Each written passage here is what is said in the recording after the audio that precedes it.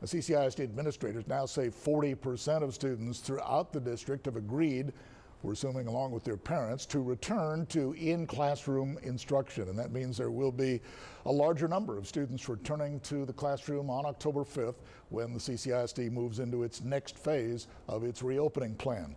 Tonight, our Michael Gibson has more on that plan and its impact. CCISD officials tell 3 News that new data shows that 40% of district students are now choosing face-to-face classroom instruction. That means when the district's next phase of its reopening plan starts on October the 5th, 100% of those choosing to go back to the class will be back at school. In the meantime, the district has been looking at possibly changing its social distancing guidelines for students from 6 feet down to 4 feet.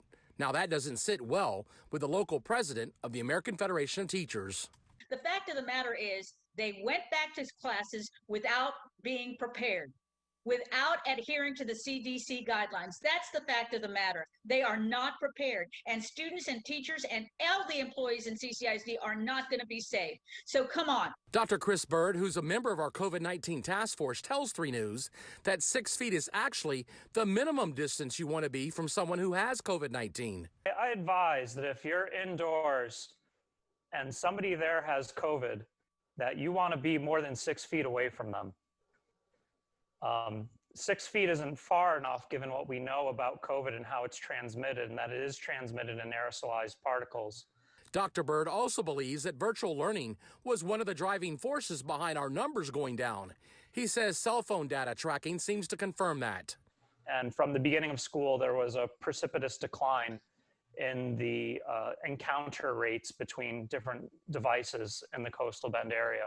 So it looks like remote schooling kept kids and parents at home more than they were over the summer. So if more students are returning to the classroom and social distancing requirements are relaxed from 6 feet to 4 feet, could that be a recipe for another surge in our positive cases? And there are these guidelines in place that all the schools are trying to follow, which the reason why these guidelines are there, and actually a lot of them are more than guidelines, a lot of them are rules or laws. They're in place because they work. And I would say that that's probably why we haven't seen it take off yet. As we relax the regulations and roll back the guidelines and decrease the distance and increase the density of people, then it becomes more and more likely that it's gonna go off again.